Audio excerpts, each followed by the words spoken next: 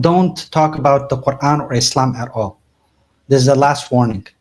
So Okay, we well, want to deal with both of them separately. Okay, let's I, deal with the Christian dilemma separately, where you're not allowed to say even the word Islam. You're not allowed to bring a hadith. You're not allowed to talk about our scriptures at all, right? Then we will switch to the Quran, the Islamic dilemma, And where when we go to we the will, Islamic dilemma, yeah, we're not gonna reference this to the passage. Bible. We're not going to say anything about your scriptures at all. So okay. let's deal with them Well, separately. I can can you explain to me why I'm not allowed to quote the Quran? Not for like the reasons of quoting theology, but just to show that the word everything doesn't necessarily mean literally everything. Why do you think we're running this Christian dilemma? I would think. I mean, I would think it's because you think it's a valid argument against Christianity, so you want to share it. In a nutshell, Nathan, the reason why is because you can't go into someone's paradigm and use the criteria of someone else's paradigm. If we're talking to you about the Christian paradigm in biblical paradigm, then that's the only thing that we can use. I cannot go to your paradigm and use things that I learned or understand from my paradigm. It makes no sense. If I'm talking to you about something like called the Christian dilemma, then I'm only going to keep it when it comes to your paradigm of the Bible and the language of the Bible. The same way how, if we're going to talk about the quote unquote Islamic dilemma, whatever that, however flawed it is, but when we do talk about that, we won't talk about the Bible. So that's how we have a good understanding of what we're talking about. Because with the moment we introduce something on the outside, that's the moment things get messy. So that's why we say we have no problem you talking about the Christian dilemma or the so-called Islamic dilemma. But all we're saying is let's do one at a time and let's use the paradigm of which we're critiquing each at a time. When we talk about Islam, we will not talk about the Bible. When we talk about the Christianity, we will not talk about Islam. That's simple. And apart from that, Jazakallah khair, akhi. Apart from that, the whole purpose is, and I did mention this earlier on the stream, right? And I'm openly saying this. We want to give you a taste of your own medicine, where you guys are uncharitable to our text. So now we are being uncharitable to your text. And we're taking everything literal, and we're saying, okay, justify it from your text without interpretation, right? Tell me why I should not take everything as everything over there. You see like how you have to constantly switch to the Quran, because when we do the same thing, you guys don't extend that same charitability to the Quran. You guys expect us to do that with the Bible, but when we ask you to do that with the Quran, you guys don't. So that's why we are saying, okay, come defend your Christian dilemma, because it literally says do everything. A verse that you don't find in the Quran anywhere. Regardless, let's deal with one of them at a time, okay? So this is how we're going to deal with it. We're going to open up Matthew 23. Yes, sir. I'm so sorry. I will do apologize for interrupting, but I did forget to ask Nathan, when you're talking about the Islamic dilemma, I do have to ask: Are you doing it from an internal critique or an external critique? Could you like define the difference between the two? No problem. An internal critique means you're accepting the Quran for what it is, meaning you're not using any external sources. Internal critique means you're going with the understanding of the Quran, with the definitions in the Quran and the Sunnah, and you're using that and you're taking it for what it is based on that understanding. An external critique is when you are dealing with external sources to prove your claim. Now, the problem is when you're making an internal critique, you have to keep it internal. You can't use anything on the outside. If you're doing external, then it's consistent as well. You can't use both internal and go back and forth between internal and external. And that's what Fawad has been telling you not to do, because when you go internal, external, for example, what you did with the Christian dilemma, when we're talking about the Bible, you go into the Quran means you're now trying to make it an external critique, whereas we are making it an internal critique, meaning we're only using the Bible. Does that make sense? Yeah. So you're asking, like, do I take the Islamic dilemma position of like, yeah, Yeah, the point that the position that you hold, is it a result of an internal critique or an external critique?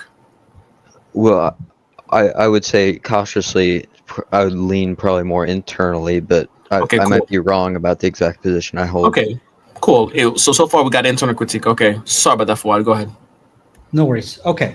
So which one do you want to talk about first? Do you want to talk about the Islamic dilemma first? Do you want to talk about the Christian dilemma? We can talk about the Christian dilemma. Okay. So here is the verse on the screen right here. And you can continue. So build up your case. Tell us why I should not take this as everything. So, in certain contexts, everything can mean doesn't have to mean literally everything. So, like, if you're at work and you're like, and you say like, my boss is making me do everything today, that doesn't mean that you're literally doing like every single possible task the company has. It could mean your boss is just making you do a lot in the context of your job. So, like, similarly here, when it says, be careful, you must be careful to do everything they tell you, but do not do what they do, because the context is in the verse before. It says that they sit on Moses' seat. So this is referring to the Mosaic law. Okay. So yeah, where do you get the Mosaic law from here? it says they sit on Moses' seat. Yeah, Moses' seat, it just means anybody in authority. They have the authority of Moses. Yeah. Yeah, and what was Moses' job? Yeah, no, I understand. But sitting on Moses' seat, what do you think this actually means? Moses' seat. When somebody sits on a seat, what does that mean? It means they have a certain level of authority. Authority, exactly. So when he's saying the scribes and the Pharisees sit on Moses' seat, what do you think Jesus is trying to say over here? That they have authority to interpret the law. Perfect. So is he referring to the entirety of the old law or not? Well, yeah, but I mean, most of the law is in the. Yeah, that's fine. Yeah. So is he referring to the entire Old Testament or not? Or is he only referring to the Pentateuch or Leviticus, Numbers, Exodus? What is he referring to?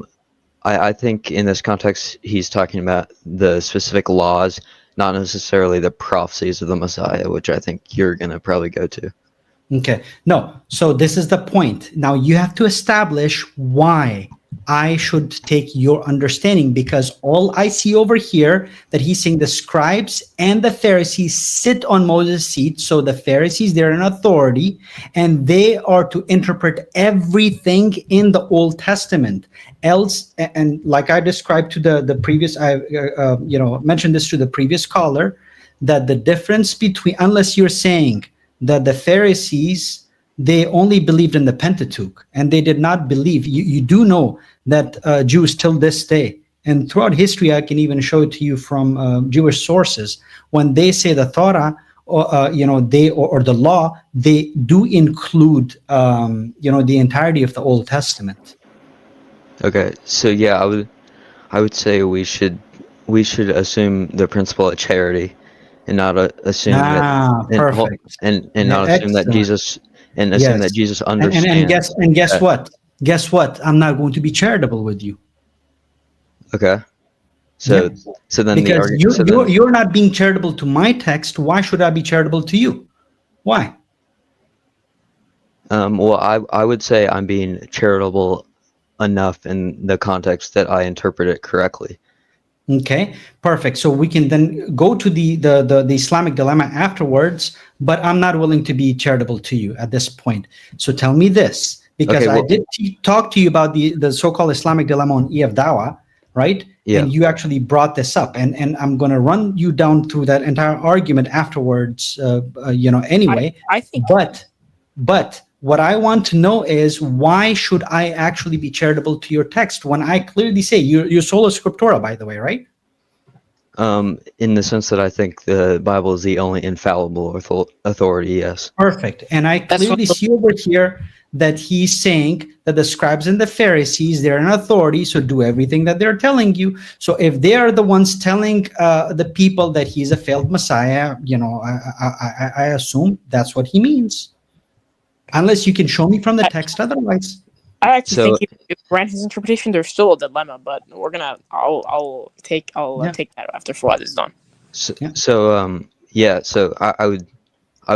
I might sound like I'm repeating myself, but I feel like I have a point.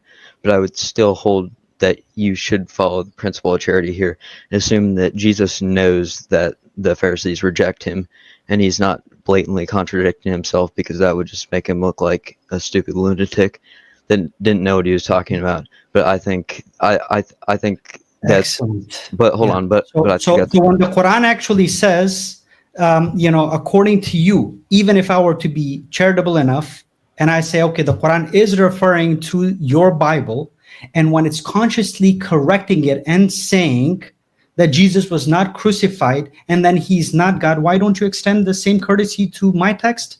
That, the author of the Quran would not be a lunatic when he's actually consciously correcting while affirming it, and he's saying that he did not die. I would say because it could be expected that a 7th century illiterate man who lived in a heavily oral society wouldn't have a knowledge of what the actual Torah and Gospel said, and that it makes sense that he would say things like Jesus was never crucified, because that's an assumption. I'm not granting you that. You're taking that from my sources that he was illiterate, right? But we're talking about the literate content itself. Deal with the content. Why are you not extending the same courtesy to the Quran? Forget the psyche of the author. We can talk about the psyche of the author. I'm talking about at its face value, which is what you want me to do. I'm not talking about over here the psyche of the author. Because we are talking about Jesus, that he obviously would not be a lunatic. On one hand, he's saying, he's affirming their authority, and at the other hand, he actually knows that they don't accept him to be God or the Messiah or a true prophet. So extend that same courtesy to the Quran. Let's look at what you guys do with the Quran. The Quran tells you, affirms it, okay, affirms your scriptures. According to you, I'm not even granting that, but let's say, even if I were to be charitable enough and I say, okay, it is talking about your Bible, but at the same time, then it is consciously correcting it. So why are you not extending it that same charity? That's my question. Forget about whether or not the prophet was literate. Forget about where he got this content from. I'm saying just based on the content at face value. Well, the fact that he was illiterate and all those circumstances are extremely relevant, because what my argument is it's not sensible to think that Jesus would blatantly contradict himself this way. I'm not going to repeat myself. Did you hear what I said, Nathan? Yeah, you said take out like the illiterate part and take out all that stuff. Exactly, because that has nothing to do with my point. My point is based on the content. We're talking about being charitable to the content, not the psyche. I'm not discussing over here with you the psyche of whoever Gospel of Matthew wrote. Yeah, whether or not he was literate, where he got his information from. Maybe he actually misunderstood Jesus on one point. I'm not talking about any of that. You are saying to be charitable, right, to your text, because on one hand, he's saying to obey these people. On the other hand, he knows that they're rejecting him. Yeah, so you want me to be charitable to the text. Stick to the content. Stop wasting time. Stop acting like a lunatic. Well, okay? Frankly, what I'm saying is... So please tell me clearly why you're not extending the same courtesy, same charity to the Quran. That's all I want to know the answer to. Yeah. Not the psyche of the author. And I don't think you're going to be satisfied with my answer, because my answer is the context of it matters, but apparently you don't think it does. So I'm sorry, I don't have... So you're not going to answer my question then, right? Well, I don't have an answer that you'll accept. Okay, so I can't answer your question. So basically then the Christian dilemma stands, because I'm not willing to be charitable to you. Well, no, that's the same charity that you're expecting of me, you're not granting me. Yeah, so you can say the Islamic dilemma stands from your point of view, and I'm saying the Christian dilemma stands, because I'm doing exactly what you guys are doing to our text. but Christian dilemma stands. Was he a failed Messiah? Yes or no? According to the Old Testament, did he fulfill all of the messianic prophecies? Yes or no? Why are we changing Strict the topic? dichotomy question. But why did they reject him to be a Messiah? Tell me, was he a failed Messiah? Yes or no? Respectfully, you just talked for like minutes straight, and I was able to get like. You answered the question. And I was Stop wasting time. Was he a failed Messiah? Yes or no? I'm not wasting. This isn't a productive conversation because you went. Yeah, you're free to leave if that's how you feel. Because for the last 10 minutes, I've been going back and forth with you, and you're not understanding the simplest of concepts. Yeah. Well, you won't let me get in more than a because I told you let's compare content to content. You asked me to be charitable, right? And I said, okay. If I'm willing to be charitable to you, what do I get in return? You're not willing to be charitable because I did not bring the psyche or the authenticity, of the Gospel of Matthew, or whether or not, the author of Matthew knew Jesus, or what type of teaching was he, going around? Did he ask one of his scribes to write these things down? I did not bring any of those. I could easily have done that. No, all I said, content versus content. At its face value, if you read a book and you see that it is affirming something, yet it is criticizing it, what is the first thing that you would do? You would give it charitable reading. You would say, okay, is there anywhere else in the book that would tell me, that I can get into the mind of the author to understand why is he doing that? That's called charitable reading. What you guys do is you guys pluck it out of context, and that's exactly what I'm doing with you. That's exactly what I'm doing with you, because I know throughout the chapter, he criticizes the Pharisees for being hypocrites, right? But I don't have to grant you any of this. That's exactly what the Christian dilemma is. If he knows that they're hypocrites, why is he telling the crowd and his disciples to follow everything that they tell you? Without any interpretation, can you tell me if Jesus is correct in saying to do everything? And by the way, he is so don't even bring up this last part. You've been going in circles for like minutes. I'm not going in circles. You're the one going in circles. And I'm trying to go somewhere. That's why I asked you, is he a failed Messiah? Yes or no? You won't let me speak more than a sentence without interrupting me. Go ahead. Let's say if you have something productive to say. All right. Well, like I said, I've kind of already stated my point, which is that you have to apply the principle of charity here, because from the context we can see that Jesus obviously knows that the Pharisees reject him as the Messiah, and tell people not to follow him. So we can say here that he's not talking about that because he knows that. But from the Quran's perspective, we can't definitively say that a 7th century illiterate Arabian man would know what the Torah and Gospel say. And in a highly oral culture, there's stories going around. But you know that then now you're stepping out from the realm of, you're stepping outside the realm of an internal critique, right? Because the Quran by itself, does it refute that? Okay, this is why Ali asked you, and I think it just went over your head. Okay, with all due respect, either you did not understand what he said, and we will explain it to you again. Okay, so listen to what we're saying. Do you know the difference between internal and external critique? Yes. Okay, explain to me, what is an internal critique? An internal critique is using only the text itself and not going to outside things. Absolutely. Now tell me this. In the Quran, what are the characteristics of these books? I explained them to you the other day. Of the Torah and the Gospel? Yes. Well, it says that they are with the Jews. It says that it was about given to Jesus. No.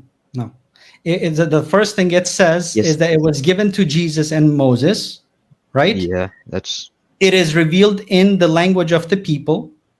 Mm-hmm. It is revealed for their respective nations, right? It is given, like in Hadith literature, it actually says that it was given through an angel. Okay, now does this line up with your Bible? No, not in that sense. Perfect. So doing an internal critique, would you actually say that the Quran is referring to the Bible? I think Muhammad thinks he is, but Internal critique, my man. Stop being stupid, man. Come on. Internal critique. I just explained to you, Nathan. How many times do I have to explain to you? Okay, yeah. If you want to go, bring up your definition. Stop imposing I'll answer. anything external.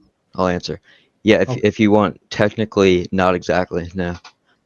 Okay, it doesn't, right? So the Islamic dilemma doesn't stand. Simple as that. Because it is an internal critique you guys are doing. It does not matter. You can say you disagree with the Quran. You can say the Quran is ahistorical. You can say that the Quran actually does not understand. The author of the Quran heard all of these things from oral traditions. That's a completely separate topic. That has nothing to do with the Islamic dilemma. The Islamic dilemma is based on its internal critique. Okay. Do you understand the difference? Yeah, I understand what you're saying, but okay.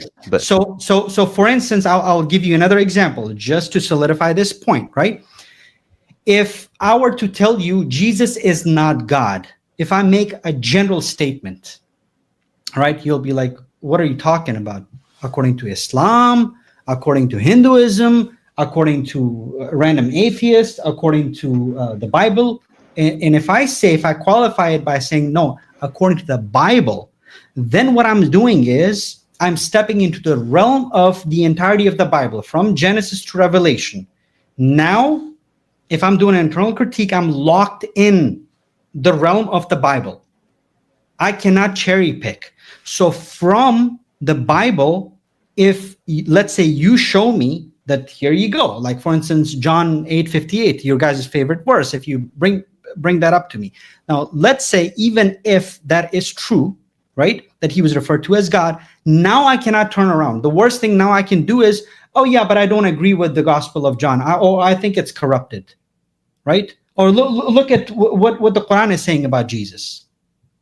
I'm not doing internal critique anymore. You do understand the difference, right?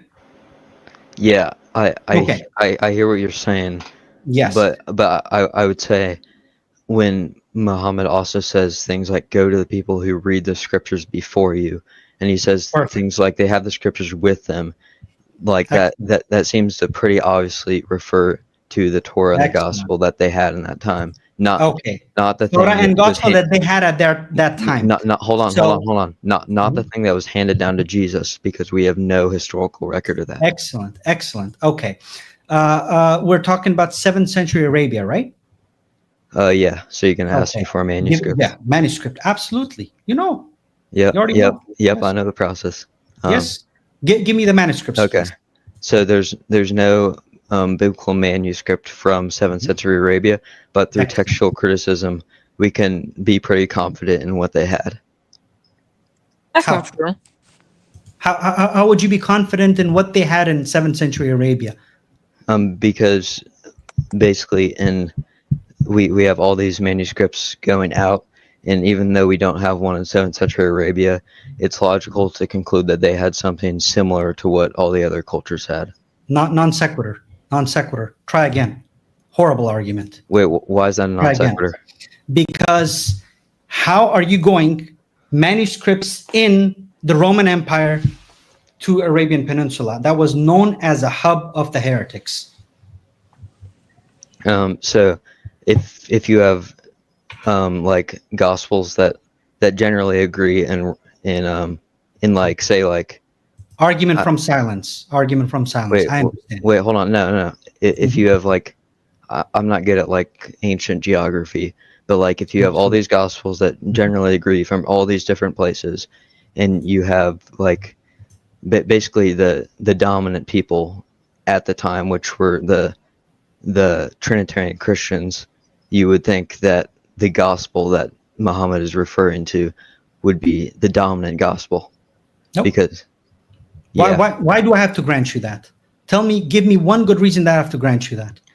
Because they had so we have so many heretical groups lying around, because remember, almost around 4th or 5th century. So we're talking about only like a couple of centuries after when the Roman Empire started persecuting all the heretical groups. Yeah. We So know that the Marcionites, Nathan, please do not interrupt, okay?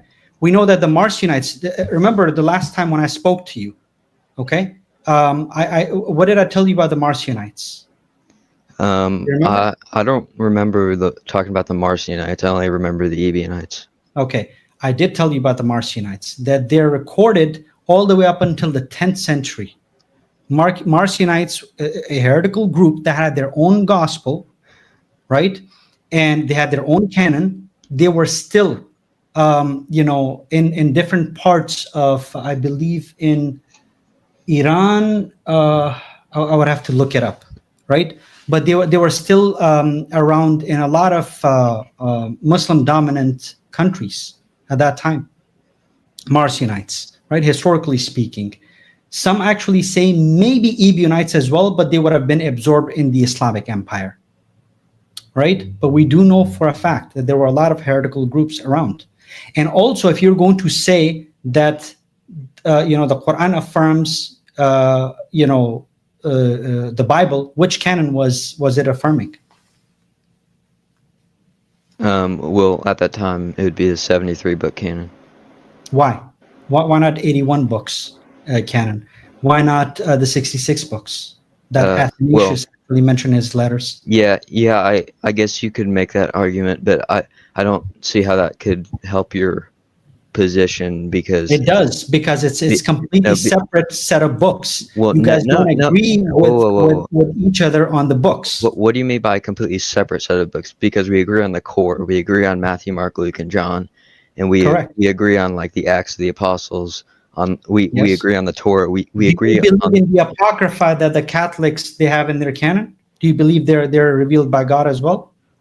I don't believe they were, but they're minor books, so it's not like exactly. So it's a different canon, right? It's a different canon, correct? Yeah, but you're acting like they're completely separate. Yes. Doesn't matter. They're not. I want to know. That's what you said. Talk about theology. Theology is a separate topic. I want to know which canon is the Quran affirming. I don't know, but but I'm sure that it's affirming. Sure. Okay. It's affirming the canon of Matthew, Mark, Luke, and John. No, I got it. Okay, so you don't have 7th century Arabia manuscripts, okay, and you don't know which canon it was. There were a lot of heretical groups. So argument from silence after argument from silence after argument from silence. Now be quiet. I'm speaking. Okay. Now it's an internal critique you're doing. Remember. So. Now let's open up a couple of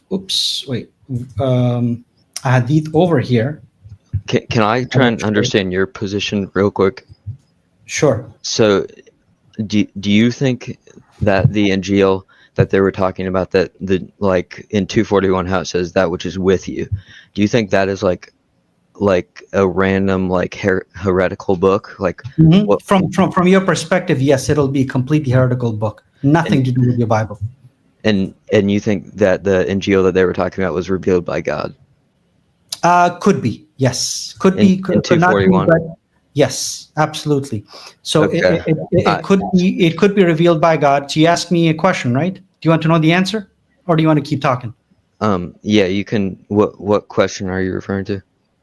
What you just asked. Okay. So my position is that the Quran refers to two different sets of scriptures when it's talking about the 7th century Arabia. One could be your Bible, all of the Apocrypha that are written by men, etc., right? Different canons, could be Marcionites, could be the Catholics, and the Ethiopians, the Coptic, etc., right? Everything that doesn't have a chain of narration going back to the prophets, right? And then another set of verses where it talks about these books in a positive light, and it is affirming laws in there that could be actually, if not entirely intact, a good portion of it was intact, where Allah subhanahu wa ta'ala is referring to them as Torah and Injil. Okay, but definitely not, it's not your Bible. And here's the reason, one of the reasons why. So, you are aware that you guys have two different sets of 10 commandments in the Old Testament, right? I'm really only aware of the one in Exodus 20 offhand. So I would be aware of the one. But 1 second.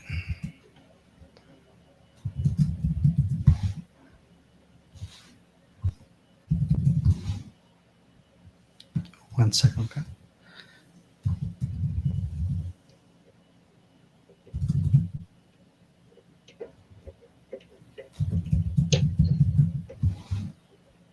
Okay, so you said that you're aware of Exodus 20?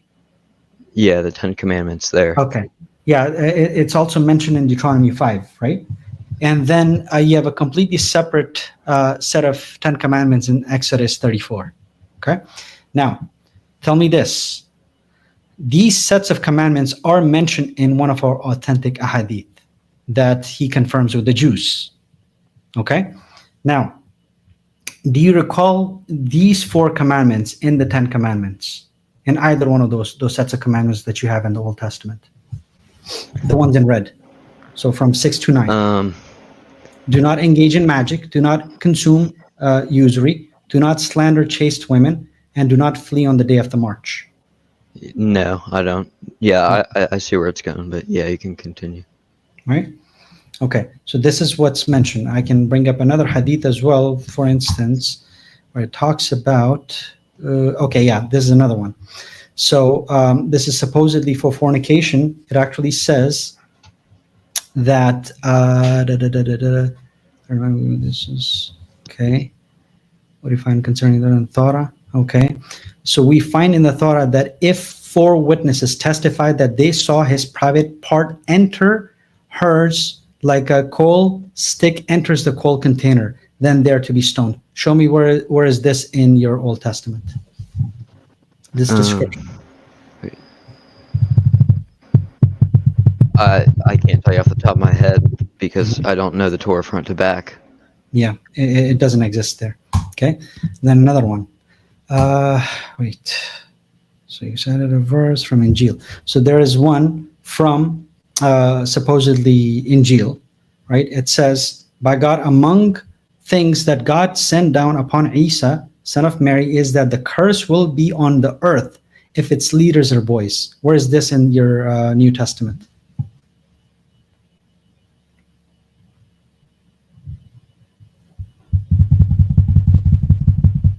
Nathan? Sorry. Yeah. Sorry. I mean, yeah, I don't have the Bible memorized, so I couldn't tell you. Do you recall this verse at all? Have you ever read something like this in the New Testament? No, I don't recognize it. Yeah, it doesn't exist. Okay, and I can go on and on and on. So there you go. That actually proves what? That proves that if you're doing an internal critique, it doesn't line up with what you got in your hands. The description, the characteristics that are given in there, specific verses, completely different. So it was an alternate book. Hence, the Islamic Dilemma doesn't stand. Okay, so what you're saying is that since the text differs from what we have and also, how do you know Muhammad wasn't making up those commandments and he was talking directly Completely from separate topic. Completely separate topic. Nothing to do with today's topic. Yeah, but I'm saying, how do you know he was quoting the Torah? Bro, you can't be inconsistent. You can't do an internal critique and then question the veracity of the thing you're critiquing internally. It's not. That makes no sense. Nathan, can you pull the quote back up? Nathan, I want to clarify something to you, okay? We're not telling you to accept what we're saying. We're not telling you to even believe it. Nathan, even though we want you to accept Islam because it is the truth, we understand that even if you don't think it is truth, that doesn't negate the fact of what we're saying just because you don't accept it. So you asking questions, well, how do we know? That is completely irrelevant to what the text is actually saying and to the points that Fawad is illuminating. So please, then this is why we make sure we establish it in the very beginning, because you seem to keep bouncing. You say you understand internal and external critique, but you maybe unknowingly you're bouncing back and forth from it. because you see the inconsistency either way. Internally, you rightfully so, and I do appreciate that you said that internally the Islamic dilemma falls flat internally. But now when you're trying to understand it from an external source or something like that, you can't keep it consistent. And this proves what we've been trying to say. People who try to come with the Islamic dilemma, whatever this is, can't keep it consistent. They need to go back and forth between making it a internal, external, because they know either way. If they just stick to an internal critique, doesn't make sense. It falls flat. If they just stick to an external critique, it falls flat either way. That's why you got to go pick and choose when to go to internal and then when to go to an external. So Nathan, all we're asking for is a bit of consistency. Please stay on topic, stay on the conversation, and please stop going back and forth with internal and external. Remain consistent with what the conversation is about. Okay. Yeah, I'm gonna be honest. You kind of got me there, because like I'm not a huge expert on like I've never really heard that argument before. So yeah, I'll just be honest. You do have me there. All right. Thank you for saying that. But we appreciate the sincerity. We do. So doing an internal critique, the Islamic dilemma doesn't stand. Would you agree? Yeah. Well, sorry. I mean, yeah, I would say based on the premises you gave, yeah. Perfect. Okay. Now, regarding the Christian dilemma, and as I told you, I'm open about it. The only reason we're doing this is to make you guys feel if you're going to be uncharitable to somebody else's text, they can do the same thing to you guys. Right? So the tables have turned. And do you see like how you are not able to give me a coherent answer? The only thing you come back was be charitable to my text. On the other hand, I give you a very good coherent answer, and I actually had you admit, right? Whether or not you wanted to admit, it just still doesn't stand because I gave you premise, conclusion. Yeah, well, it doesn't line up with what you're referring to as the Bible, right? The characteristics don't match, and the content is different. Hence, conclusion, it's not the same. There's no way around it. Yeah, well, my argument was I was trying to explain why you should be charitable to my text, and I understand that. And I think the context permits that, but I think with the Islamic dilemma, I don't believe that the context permits the charitability that you think I should be giving. Why wouldn't it permit because do we have to sort of reinvent the wheel again? We have to repeat everything? You just admitted, and a minute ago we called you sincere because of that. Now you're showing your insincerity. I admitted I'm not like an expert on the topic. Like you don't have to be an expert to be sincere, Nathan. No, I'm not talking about sincerity. I said when you said I admitted like that you guys had me on that. Like I'm saying I don't at the moment have a response, but that doesn't mean I think your answer is right.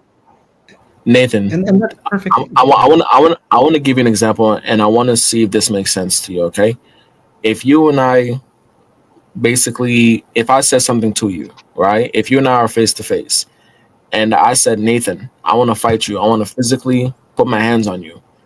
But then I tell you, Nathan, I can hit you as hard as I want, but you can't hit me as you can't hit me hard. I can hit you as hard as I want in the face, but you can't hit me hard. What are you gonna say to that? Yeah, it's not fair. Why not? I mean, like I think everyone can tell why it's not fair. It's pretty obvious. Exactly, and that's basically what the brothers are saying. We're saying that's all we're asking for. This entire conversation can be summed up with just one word: inconsistency. Mm-hmm. Inconsistency. That's all we're asking for. If you are charitable with us, we'll be charitable. We'll remain consistent. But the moment you establish to us that you're not going to be charitable, then you cannot expect us to be charitable to you. Now, whether or not we choose to, it's up to us.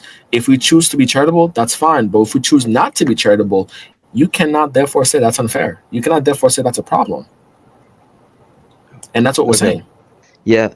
Okay. Yeah. I mean, I hear you. I think we had a good conversation, but yeah, I want to let the next person get on if there's someone. Right. But Sounds yeah. good, Nathan. All right. Take care, man. All right, no worries, Nathan. Again, Nathan, at the end of the day, we're trying to guide others to the truth. What we're talking about, and we're trying to point out that this fake Islamic dilemma issue, it's not a dilemma. It's completely, I don't know if you live in the States, but it's fake news. It's fake news. Literally, it's fake news. What we're trying to do here is illuminate to you that this Islamic dilemma is fake news so that people can actually come and ask sincere questions about Islam and actually learn the truth that is Islam. And yes, I understand that I'm making a claim, but it's a claim that I know that we can back up internally and externally. So whenever you're ready to ask sincere, well, I know you say you've been there before, I don't necessarily remember you, but whenever you're ready to ask sincere questions about Islam and actually ask yourself, you know what, these guys are telling me that Islam is the truth. If I'm really about seeking the truth, at the very least, let me hear what they have to say. And let me actually open it to a possibility that they could be telling me the truth here. So let me keep that in mind. All right. And whenever you're ready to do so, we will be here. We have streams going on, inshallah, every Friday and Sunday. Okay. All right. Yeah, I appreciate it, guys. Have a good And one. Nathan, do look at the video that I uploaded, the conversation that I had with you. Yeah. I Since watched we a had- little bit of it. Oh, okay. So watch Yeah. the entirety of it, and next time when you come back, we can discuss the Ebionites as well. All right. All right. Awesome. All Good right. talking to you All right. guys. Take care.